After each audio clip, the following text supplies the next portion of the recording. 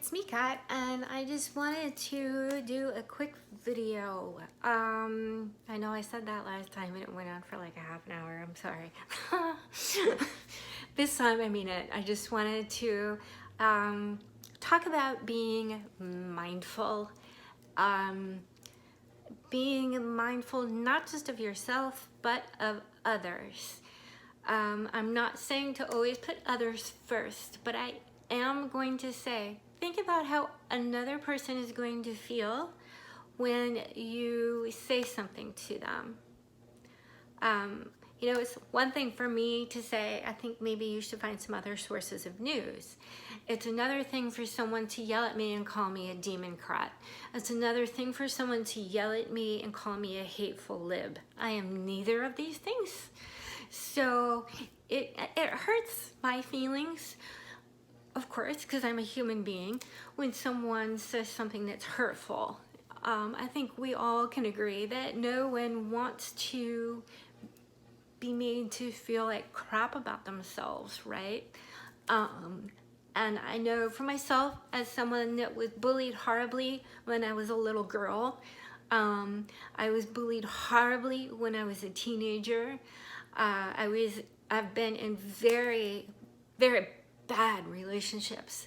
And it took some doing to get myself out of those. In fact, one of them, they actually had to do an intervention to get me out of that relationship. I consider myself to be, a relatively quiet, relatively nice person. But if you push me too far, then I'm gonna stay at my mind, and of course the person that's pushed me too far is not gonna like how I react.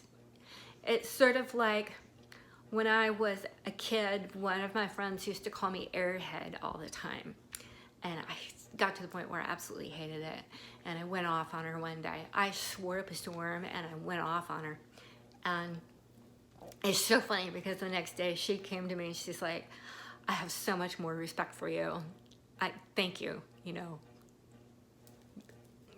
And I felt great, And the reason why I felt great is because I had stuck up for myself. But here's the thing, it's good to stick up for yourself. It's another thing when someone is starting to make you feel like you're not safe. And if you don't feel like you're safe, leave. Simply leave. When I'm at the dog park and someone starts telling me that I'm a democrat, or they make me feel badly about myself, and just because of what I affiliate with, it's like someone's, it would be like someone saying, I hate you because you have a husky. Really? That's kind of stupid, isn't it? You're a democrat. Excuse me? Now, I've never said anything nasty back. All I have said is I think you need to find another source of news.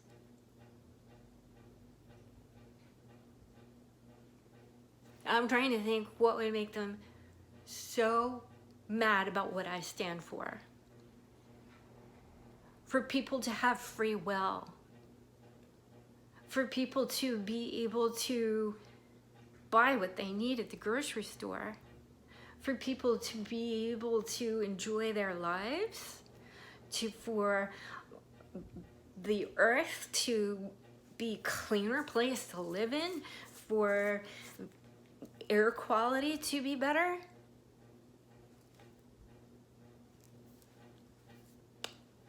What is wrong with that? Doesn't everyone want cleaner air? I need cleaner air. I have asthma. I have certain lung issues after having pneumonia a few years ago, really, really badly. My lungs have suffered ever since. So, they're okay, they're fine now, but because of that bad bout of pneumonia, I'm now, my immune system isn't what it used to be. So for me, the reality is that if I were to get COVID, it would not be good for me. It's not good for anyone, but for especially someone like me that has an immune issue, that has asthma, that has previously dealt with cancer, you know, these are 3 strikes against me that would make having COVID very challenging. And we need to step it up. I mean, is it really so difficult to be kind to someone? Is it really that difficult? It shouldn't be. Really, genuinely kind and accepting. And now I'm not saying to be a pushover, but I'm saying to be genuinely kind and accepting, even of people's flaws, so to speak, right? So, you know, I've got my flaws. Everyone has flaws. We're human. No one is perfect. But when a flaw is more than just a flaw, what if we're talking about someone that is a bully, that is saying nasty things every day? What if someone is controlling and manipulating you and gaslighting you and inciting you to feel a certain way that you don't normally feel? What's happening there if someone is doing that? That is someone in the narcissistic personality spectrum that is a little bit higher, maybe even bordering on going into that psychopathic area. People don't know this about me, but I'm gonna say this. When I was in college, yes, okay, everyone knows I'm a theater major, but what people don't know is the fact that, well, I was an undergraduate in some graduate level theater classes, yes. I was an undergraduate also in graduate level psychology classes. People look at me and just quite often assume that I'm stupid. In fact, I've had a lot of people call me stupid. I've had a lot of people call me an idiot. I've had a lot of people call me a moron. I've had, I don't even know how many people say something that's totally and completely politically incorrect. But I'm gonna say it. I have had, if I had a penny for every time someone's called me a retard, I would be a zillionaire. Seriously. Now, the question is that because I'm a retard? Or is that because someone feels insecure about themselves? Or if someone looked at me as a little girl and felt excessively insecure about themselves because here I am with this map out on the floor and I'm going, I think Atlantis is right here.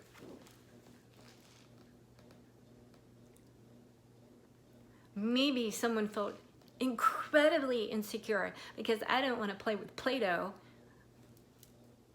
I wanted to read Plato, and I did. I'm not saying I'm a brainiac. I'm not saying that I'm highly intelligent, because I don't feel that. In fact, all that was said has made me want to educate myself more and more and more. It's made me want to learn and grow and learn about other religions and learn about other countries and other places and other people's belief systems and other people's opinions. And unfortunately, when you start to learn about other people's opinions, sometimes you're gonna find some that you don't agree with. And that's fine. Not everyone has the same opinions. In fact, sometimes talking with someone that has a different opinion can shed a lot of light on that person as a person, and it can also shed a lot of light on, you know, yourself as a person and where you need to grow, where you need to change.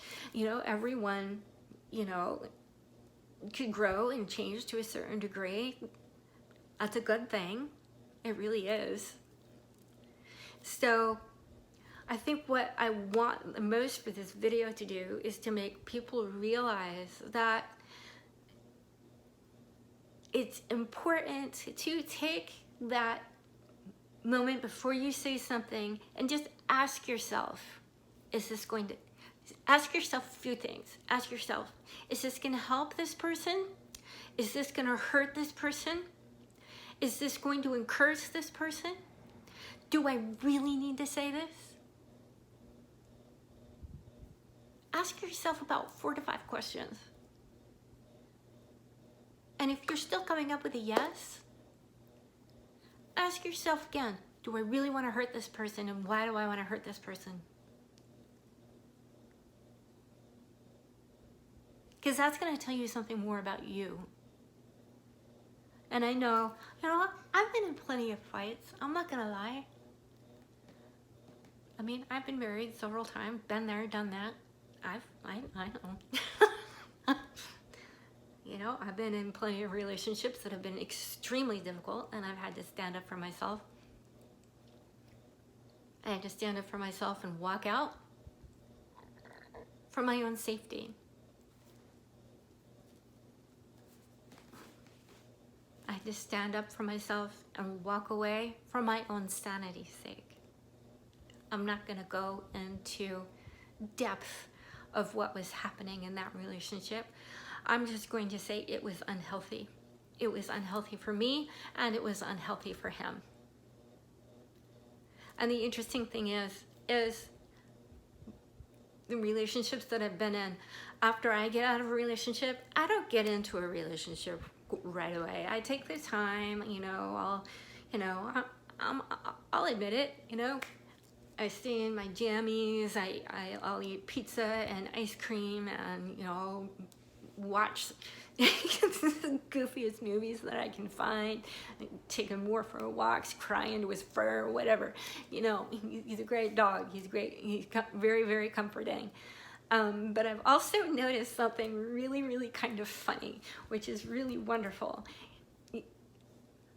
Your animals, your pets, are one of the best gauges of whether someone is actually a good person or not a good person. Does your animal run up to someone with their tail wagging like, hey, I love you, I love you, I love you, please pay attention to me, I love you, right? Chances are that's a good person. Chances are that person could be having a really bad day. So chances are they're going to be really grumpy, right? So what do I like to do? I like to try and, you know, be nice, be helpful, offer some encouragement. But when that person that's having a bad day starts taking it out on me, yeah, I can say, yeah, I know they're having a bad day and that's where they're coming from. But when it becomes hateful and uncalled for, it hits me to a point where it's just sort of like, you realize that what's been happening in their lives has seeped through into how they are treating other people. And for myself, I know I take mindfulness to another, you know, wavelength, some people say, and they don't want to deal with it, and I get that. But I'm here on this planet to help people. I'm here, I am alive, I shouldn't be alive, but I'm alive in order to help people, right? And so, I'm realizing this is really crooked. I'm here for a reason. So I want that reason to be a good reason. and to live my life with purpose. And I shouldn't have to apologize for simply saying, I think you need a new source of news. Because essentially, what's happened to a lot of people here in the United States is they've become brainwashed.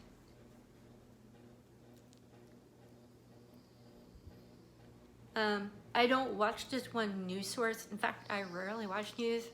I read it. I will go online and I will read news. I would rather have a transcript than actually watch it.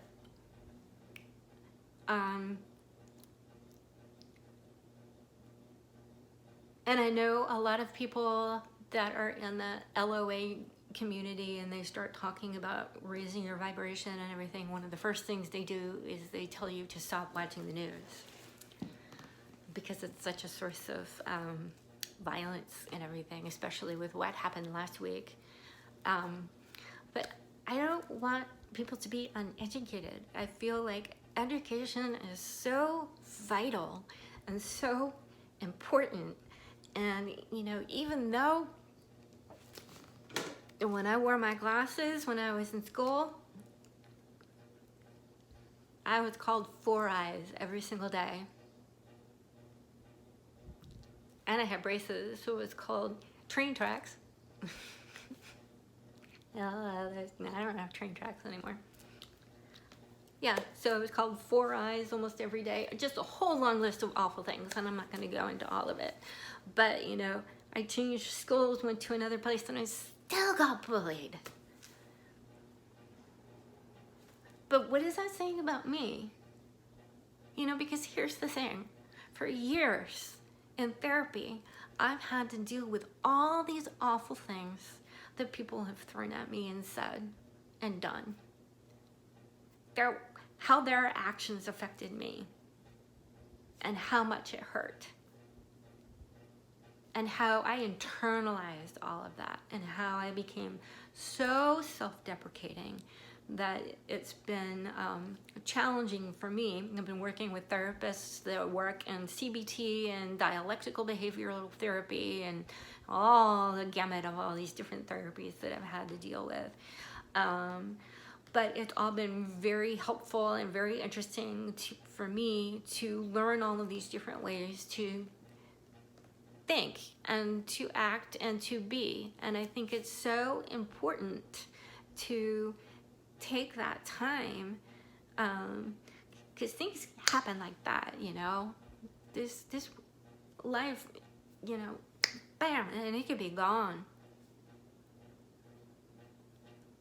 So think about the things that you say to someone, because you never know what the last word is that you said to someone, and if that word is going to cause them love, pain, grief, sadness, hurt. What's the last word you would want your loved one to hear? Of course, you want to tell your loved ones that you love them. And the only reason why I'm really expanding out on this is because I've lost so many friends to suicide. I don't even want to say how many people I know that have died from brain cancer and other cancers. It's scary and it's sad. And I think about, you know, the things that I've said to them and the conversations that we've had, and I think about the last conversations and I think, well, at least I told them I love them. At least they know how much I care about them.